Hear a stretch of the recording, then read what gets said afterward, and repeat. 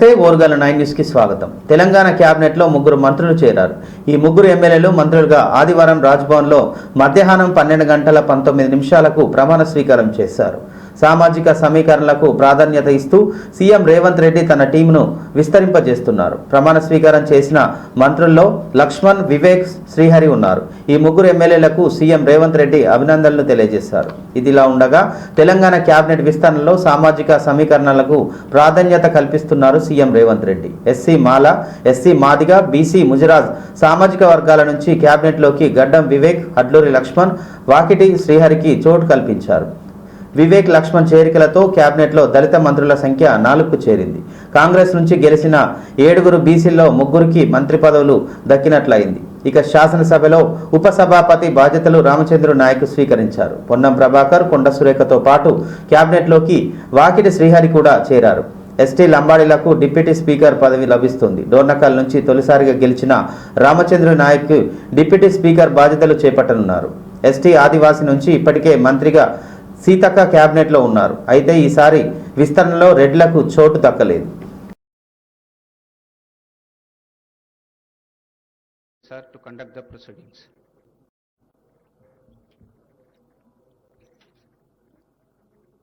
Honorable Governor, sir, I may kindly be permitted to commence the proceedings, please.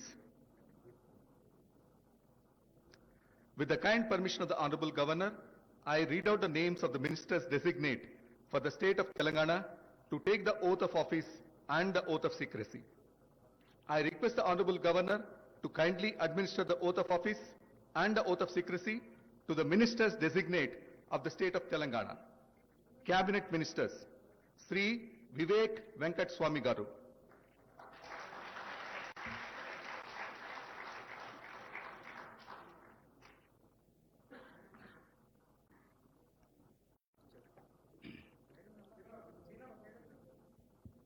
I,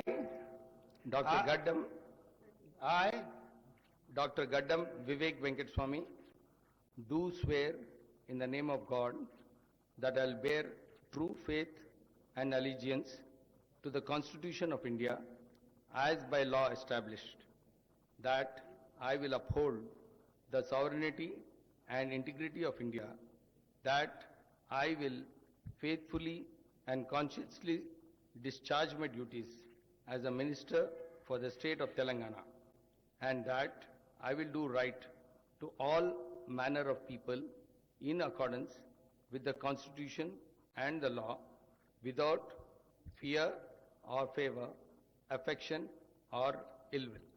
I, Gaddam Vivek Venkateswamy, do swear in the name of God that I will not directly or indirectly communicate or reveal to any person or persons any matter which shall be brought under my consideration or shall become known to me as Minister for the state of Telangana, except as may be required for the due discharge of my duties as such Minister.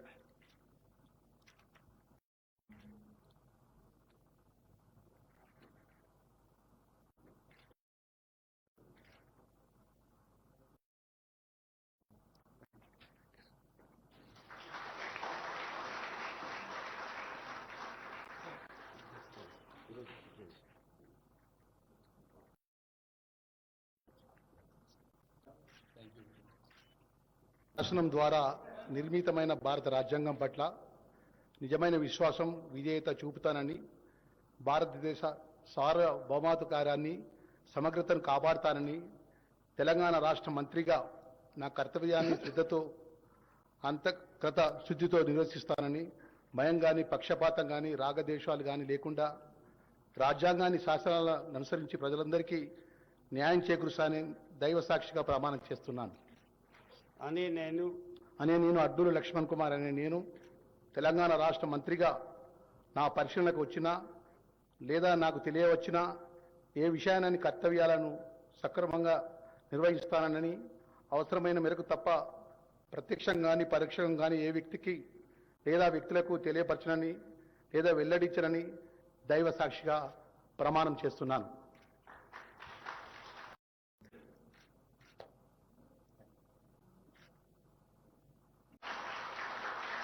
విధేయతను చూపుతానని, భారతదేశ సార్వభౌమాధికారాన్ని సమగ్రతను కాపాడుతానని, తెలంగాణ రాష్ట్ర మంత్రిగా నా కర్తవ్యాలని శ్రద్ధతో అంతఃకరణ శుద్ధితో నిర్వహిస్తానని, భయం గాని పక్షపాతం గాని రాగద్వేషాలు గాని లేకుండా రాజ్యాంగాన్ని శాసనాలను అనుసరించి ప్రజలందరికీ న్యాయం చేకూరుస్తానని దైవ సాక్షిగా మనస్ఫూర్తిగా ప్రమాణం చేస్తున్నాను అని నేను వాకిటి శ్రీహరి అని నేను తెలంగాణ రాష్ట్ర మంత్రిగా నా పరిశీలనకు వచ్చిన లేదా నాకు తెలియవచ్చిన ఏ విషయాన్ని నా కర్తవ్యాలను సక్రమంగా నిర్వహించేందుకు అవసరమైన మేరకు తప్ప ప్రత్యక్షంగా గాని పరోక్షంగా గాని ఏ వ్యక్తికి లేదా వ్యక్తులకు తెలియపరచనని లేదా వెల్లడించనని దైవ సాక్షిగా పవిత్ర హృదయంతో ప్రమాణం చేస్తున్నాను.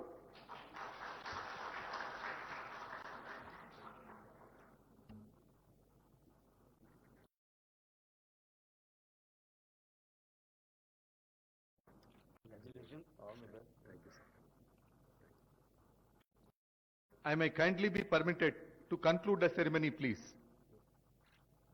With the Jubilee Hills MLA Maganti Gopinath భౌతిక గాయానికి మాజీ సీఎం కేసీఆర్ నివాళులర్పించారు. గోపీనాథ్ భౌతిక గాయాన్ని చూసిన కేసీఆర్ కన్నీళ్లు పెట్టుకున్నారు. ఆయన కుటుంబ సభ్యులను ఓదార్చారు. అనారోగ్యంతో కన్నుమూసిన జూబ్లీహిల్స్ ఎమ్మెల్యే మాగంటి గోపీనాథ్ భౌతిక గాయాన్ని మాదాపూర్ కాపూరి హిల్స్లోని తన నివాసానికి తరలించారు. జూన్ 8న సాయంత్రం 4 గంటలకు మహాప్రస్థానంలో మాగంటి అంత్యక్రియలు చేశారు. ప్రభుత్వ అధికార లాంఛనలతో మాగంటి అంత్యక్రియలు నిర్వహించారు. మాగంటి గోపీనాథ్ గత కొన్ని రోజులుగా కిడ్నీ సమస్యలతో బాధపడుతున్నారు. ఈ 3 నెలల క్రితం కూడా ఏఐజీ ఆసుపత్రిలో చేరారు. అప్పట్లో డయాలసిస్ చూపించుకున్నారు. మళ్లీ గుండెపోటు రావడంతో జూన్ 5న కుటుంబ సభ్యులు ఆయనను గచ్చిబౌలిలోని ఏఐజీ ఆసుపత్రిలో చేర్పించారు. గత 3 రోజులుగా వెంటిలేటర్ పైనే మాగంటి చికిత్స అందిస్తున్నారు డాక్టర్లు. ఆరోగ్యం తీవ్రంగా విషమించడంతో ఇవాళ ఉదయం తుది శ్వాస విడిచారు.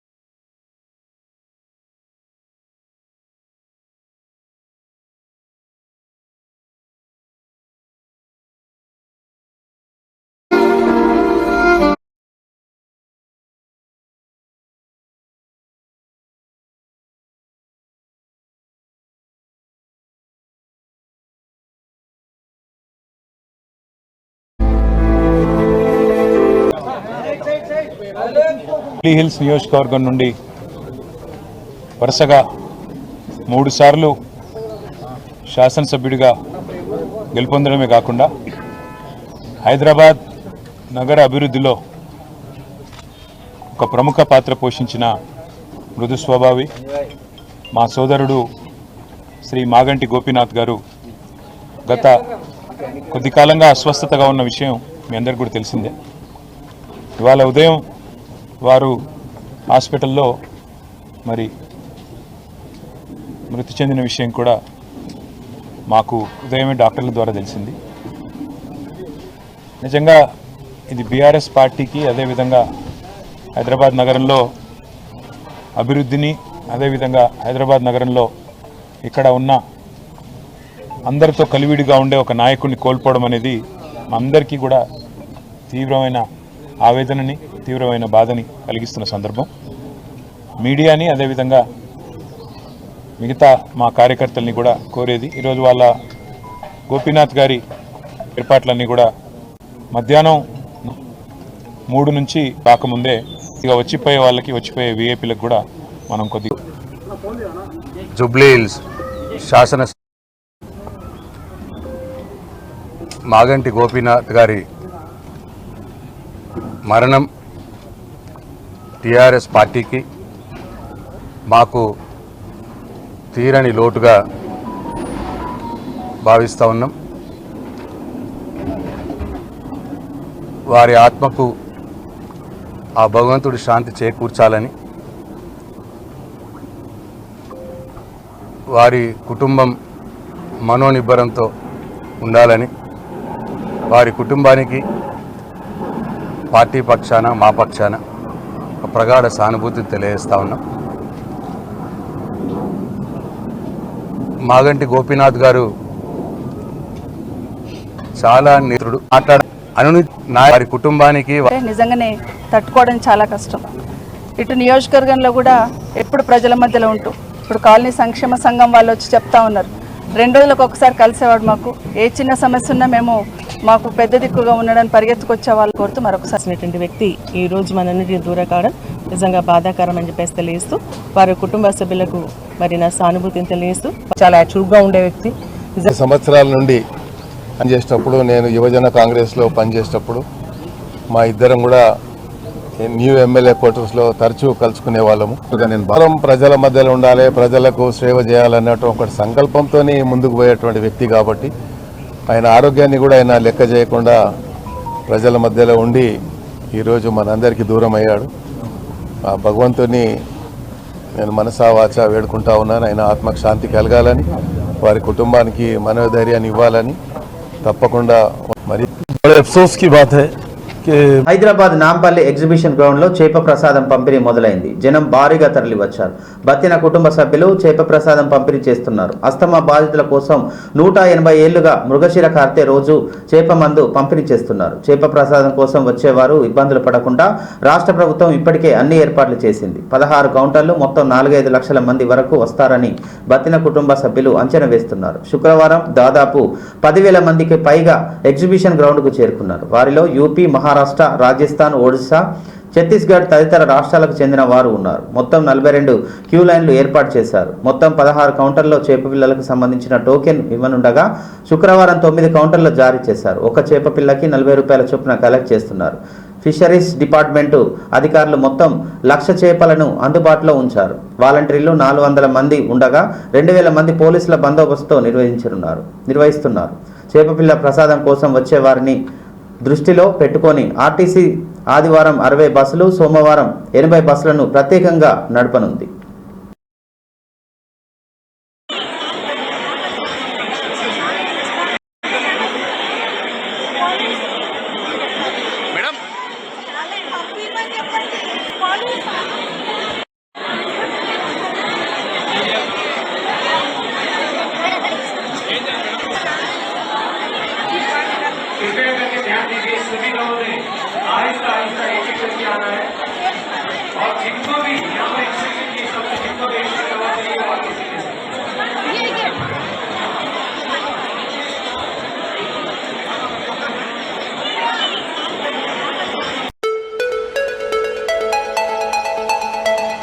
హనుమకొండ నుండి కేవలం 20 కిలోమీటర్ల దూరంలో మండలం గూడూరు విలేజ్ సమీపం పచ్చని చెట్ల మధ్యలో ప్రకృతి అందాలతో పొలాల మధ్యలో సాధన విలేజ్ రిసార్ట్ మీకోసం.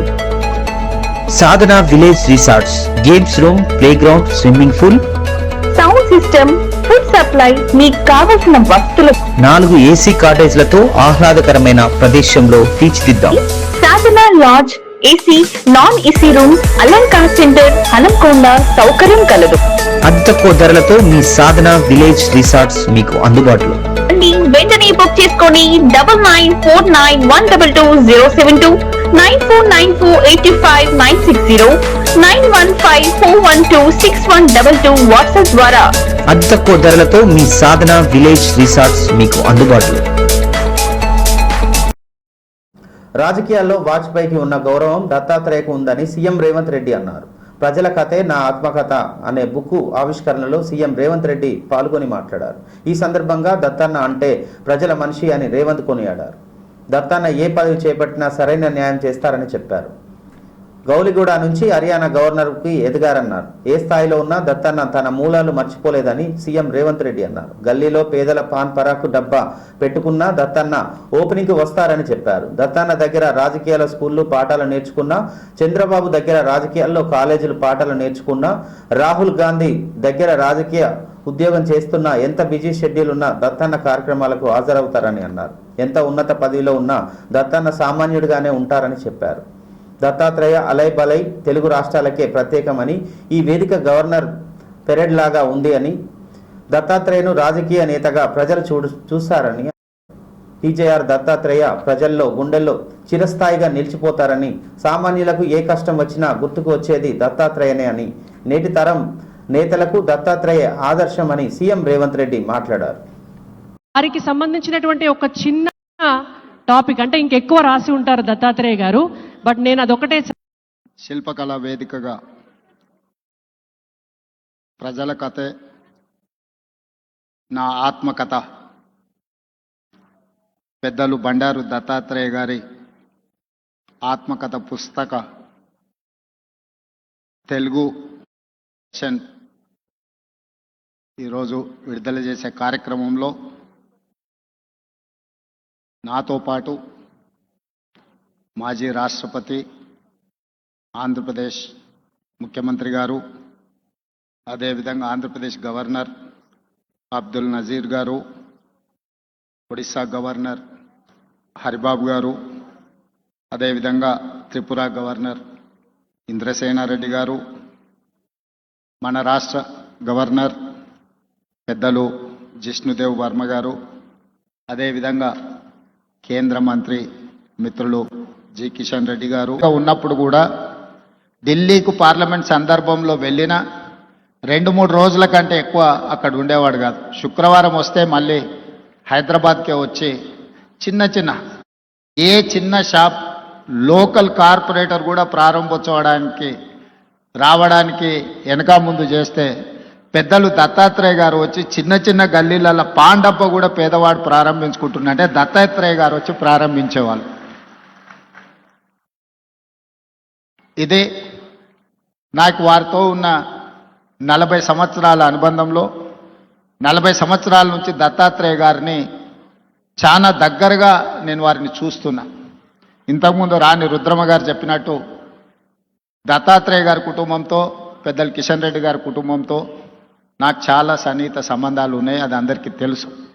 నేను మొన్న నీతి ఆయోగ్లో పాల్గొన్నప్పుడు ప్రధానమంత్రి గారితో మధ్యాహ్నం భోజన వేదిక మీద కూర్చున్నప్పుడు వారు చంద్రబాబు నాయుడు గారిని చూపించి ఆప్కే సాథీ ఇద్దరే అని అంటే నేను చెప్పా, నేను స్కూల్ మీ దగ్గర చదువుకున్నా, కాలేజ్ ఆయన దగ్గర చదువుకున్నా, ఇప్పుడు ఉద్యోగం రాహుల్ గాంధీ గారి దగ్గర చేస్తున్నా.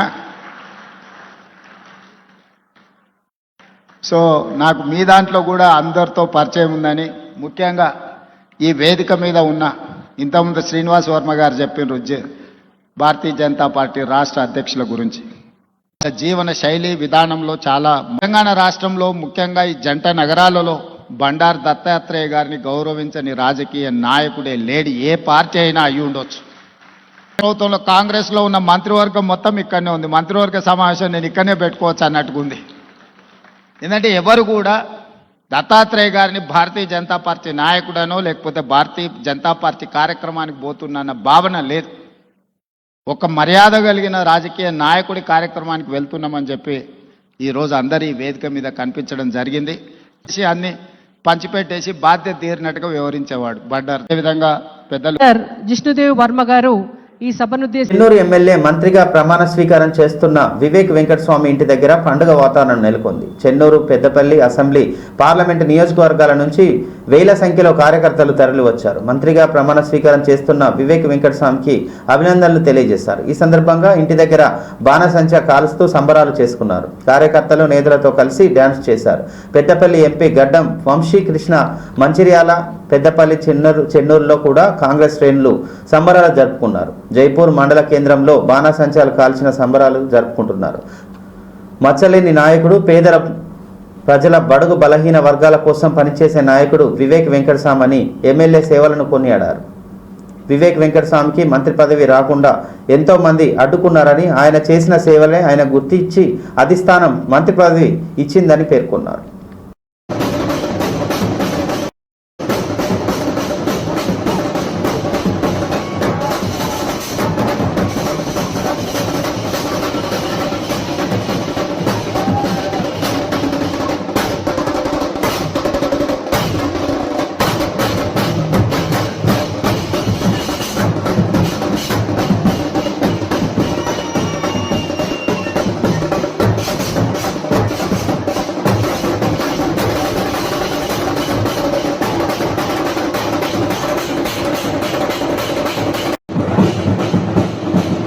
జూబ్లీహిల్స్ ఎమ్మెల్యే మాగంటి గోపీనాథ్ అంతిమయాత్ర మాదాపూర్లోని ఆయన నివాసం నుంచి ప్రారంభమై మహాప్రస్థానం వద్దకు ముగిసింది.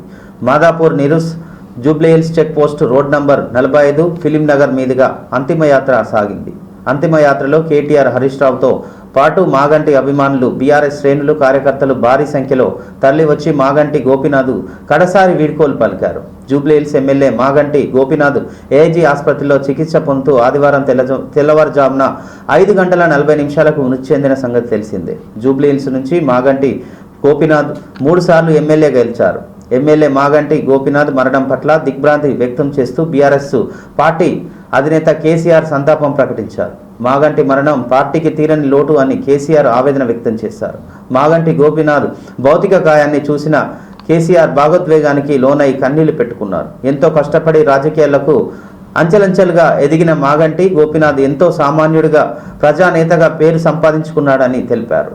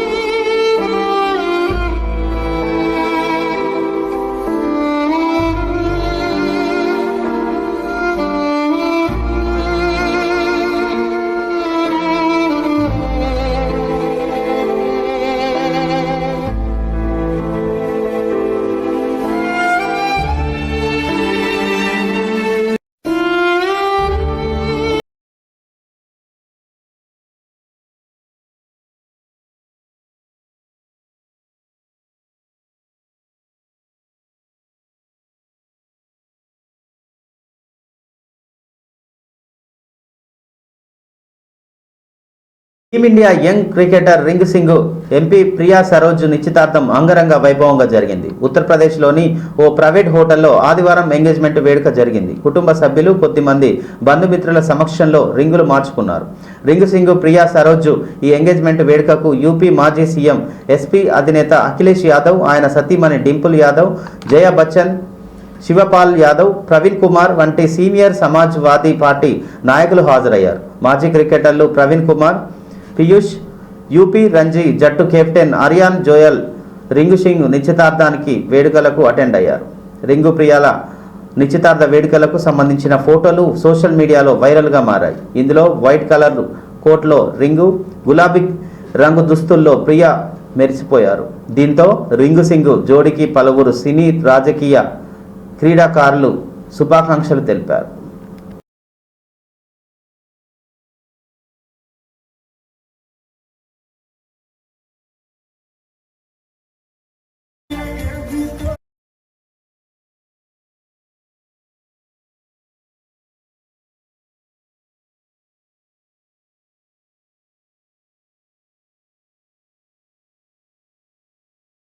హర్యానా గవర్నర్ బండారు దత్తాత్రేయ ఆటోగ్రఫీ ప్రజల కథే నా ఆత్మకథ అనే పుస్తకాన్ని ఆదివారం హైదరాబాద్లోని శిల్పకళా వేదికలో మాజీ రాష్ట్రపతి రామ్నాథ్ కోవింద్ ఆవిష్కరించారు. అనంతరం పుస్తక పత్రాలను మాజీ ఉపరాష్ట్రపతి వెంకయ్య నాయుడు, ఏపీ సీఎం చంద్రబాబు, విశ్రాంతి సిజేఐ జస్టిస్ ఎన్వి రమణ అందజేశారు. దత్తాత్రేయ తన 70 ఏళ్ల జీవిత చరిత్రను ఈ పుస్తకాల్లో పొందుపర్చారు. కార్యక్రమానికి కేంద్ర మంత్రి కిషన్ రెడ్డి, తెలంగాణ, ఏపీ, ఒడిశా, త్రిపుర గవర్నర్లు జిష్ణుదేవ వర్మ, జస్టిస్ అబ్దుల్ నజీర్, కుంభంపాటి హరిబాబు, ఇంద్రసేనారెడ్డి హాజరయ్యారు. తెలంగాణ మంత్రులు పొన్నం ప్రభాకర్, కోమటిరెడ్డి వెంకటరెడ్డి, భాజపా ఎంపీ లక్ష్మణ్, కాంగ్రెస్ నేతలు కేశవరావు, వి హనుమంతరావు తదితరులు హాజరయ్యారు. ఈ సందర్భంగా దత్తాత్రేయ మాట్లాడుతూ మనోహర్ షిండే వల్లే తాను ఇవాళ ఈ స్థాయిలో ఉన్నానని చెప్పారు. ఆర్ఎస్ఎస్ నా ప్రాణం, నా ఆత్మ, నా సర్వం అని రామారావు నన్ను రాజకీయాల్లోకి తీసుకువచ్చి నడిపించారన్నారు. ఇంద్రసేనారెడ్డి కూడా తన వెంటుండే ఉన్నారని అన్నారు. రాజకీయాల వృత్తి వ్యాపారం కోసం కాదు, సమాజం కోసమని, సమాజం కోసం పనిచేయాలని పేర్కొన్నారు. పేదల వృద్ధికి కృషి చేయాలని అన్నారు. తెలంగాణ గవర్నర్ జిష్ణుదేవ వర్మ ప్రసంగిస్తూ ఈ పుస్తక ఆవిష్కరణ కార్యక్రమంలో పాల్గొనడం ఆనందంగా ఉందన్నారు. ఇది కేవలం వ్యక్తిగత ప్రయాణం కాదని, గత 60 ఏళ్లుగా భారత రాజకీయ, సామాజిక మార్పుల ప్రతీకగా ఉన్నారు. ఇలాంటి వ్యక్తిని అందించినందుకు దత్తాత్రేయ తల్లిదండ్రులకు దేశం కృతజ్ఞతలు చెబుతుందన్నారు. దత్తాత్రేయ వాజ్పేయి, అద్వానీ వంటి ప్రముఖులతో కలిసి పనిచేశారని అన్నారు. పనిచేసిన ప్రతి హోదాలో పేదలకు మేలు చేసే విశేషంగా మారిందని కృషి చేశారు. అలైబలై ద్వారా అందరినీ ఒక తాటిపైకి తీసుకువచ్చారన్నారు. అధికారం కేవలం పరపతి పేరు కోసమే కాదు, సేవ చేసేందుకే అని జీవితం నిదర్శనమని అన్నారు. మాజీ ఉపరాష్ట్రపతి వెంకయ్య నాయుడు మాట్లాడుతూ రాజకీయాల్లో నీతి, నిజాయితీ ఎంత ముఖ్యమో సిద్ధాంతాలు కూడా అంతే ముఖ్యమన్నారు. రాజకీయాల్లో ఎలా జీవించాలని దత్తాత్రేయను చూసి నేర్చుకోవాల్సిందిగా చెప్పారు. రాజకీయ విమర్శలు పదునుగా అర్థవంతంగా ఉండాలని, కానీ కొందరు నాయకులు దిగజారిన భాష వాడుతున్నారన్నారు. బూతులు మాట్లాడే వారికి పోలింగ్ బూతుల్లో జాబులు ఇవ్వొద్దని తెలిపారు. ఎంత పైకి స్థాయికి ఉన్నా అంత సంస్కారం ఉండాలని తెలిపారు. అలై బలై ఫౌండేషన్కి బాధ్యత ఇచ్చినందుకు మేమందరం చాలా చాలా సంతోషపడుతున్నాం. ఈరోజు మేము చేసే ఈ పుస్తక ఆవిష్కరణ ఆకాంక్షలు నెరవేరుస్తూ రైల్వే మినిస్టర్ అంతా ప్రజలకి చెప్పుకోదగ్గటువంటి స్థానాన్ని సంపాదించినటువంటి వాళ్ళు వేదిక మీద ఉన్నటువంటి ఇచ్చింది. దాని కారణం ఏంది? ఆ శక్తి ఏమిటి అది బండారు దత్తాత్రేయ గారి ప్రజల కథైన ఆత్మకథ చదివితేనే. సభలో ఉన్న పెద్దలందరికీ నమస్కారం. తెలుగు రాష్ట్రాలే కాదు, దేశ ప్రజలందరి గురించి మహోన్నత వ్యక్తి వెంకయ్య నాయుడు గారికి, మన ప్రియతమ నాయకులు,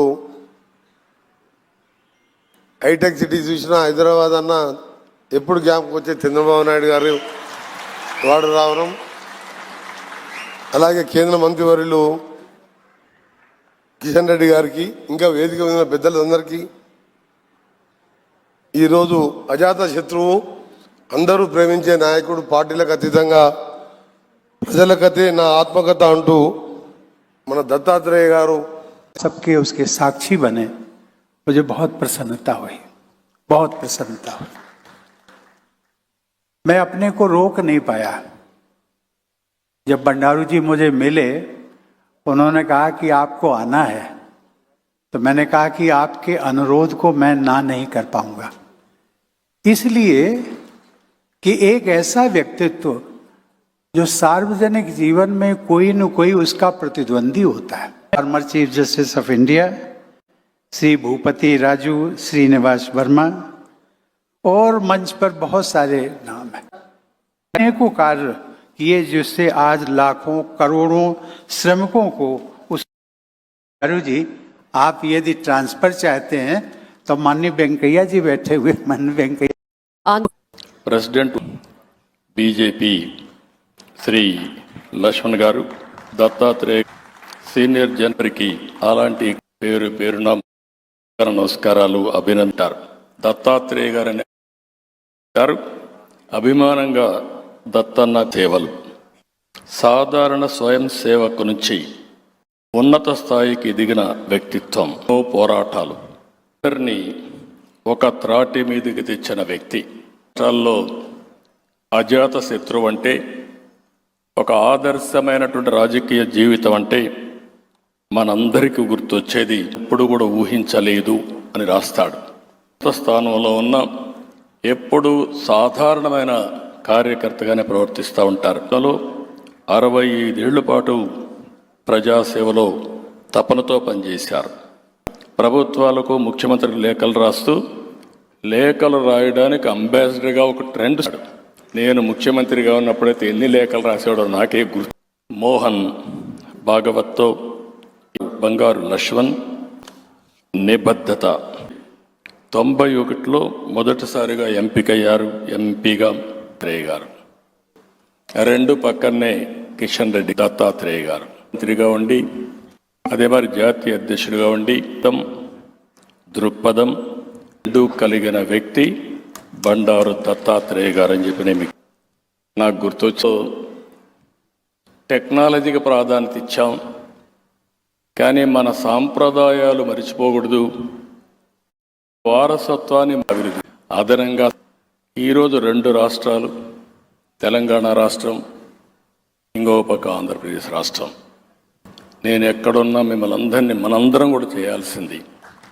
తెలుగు జాతి ఒకటే, ప్రాంతాలు వేరు కావచ్చు, అదే సమయంలో మనందరి ధ్యేయం తెలుగు జాతిని ప్రపంచంలో నెంబర్ 1 స్థానానికి పెట్టడమే మనందరి యొక్క ఆలోచన. 1గా ఉంటారు. సభలో మొదటి వ్యక్తి మాట్లాడిన తర్వాత, పరిచయం అయిన తర్వాత మిగతా మాడే వాళ్ళందరూ అన్ని పేర్లు చెప్పడం అవసరం కూడా లేదు. కొంతమంది రాజకీయ నాయకులు చూస్తే అలా అనిపిస్తుంది. ఇప్పుడు ఆ విధంగా ఎప్పుడు ఎవరు ఏ పార్టీలో ఉంటారో కూడా తెలవదు. నేను మొన్న ఎక్కడో మాట్లాడుతూ చెప్పాను, ఆర్టీసీ బస్సులో స్టాండ్లో బోర్డు పెడతారు, బస్సుల యొక్క రాకపోకలని. ఈ మధ్య నేను ఎక్కడో మాట్లాడుతూ చెప్పాను, అయ్యా ప్రతి ఊరిలో ఒక బోర్డు పెట్టండి, రాజకీయ నాయకుల యొక్క రాకపోకలు, ప్రస్తుతం ఫలానా ఆయన ఫలాని పార్టీలో ఈ క్షణంలో ఉన్నాడని చెప్పి చెప్పండి. నేను రాజకీయం అంటే అలాంటి చులకనైపోయింది, బాధ కలుగుతుంది. ఎందుకంటే మేము కూడా రాజకీయాల నుంచి వచ్చిన వాళ్ళం కాబట్టి ఎవరిని చేపట్టారు. ఉన్నటువంటి మోడీ గారి ప్రభుత్వం కానీ, ముఖ్యమంత్రి శ్రీ వెంకయ్య నాయుడు గారు, మాజీ ఉపరాష్ట్రపతి, మంత్రులు మరి ధన్యవాదాలు. కానీ వారు భుజం మీద వేసుకున్న కండు. ఇంతటితో ఈ వార్తలు సమాప్తం. మరో వార్తలతో మళ్ళీ కలుద్దాం. చూస్తూనే ఉండండి ఓరుగల్లు 9 న్యూస్.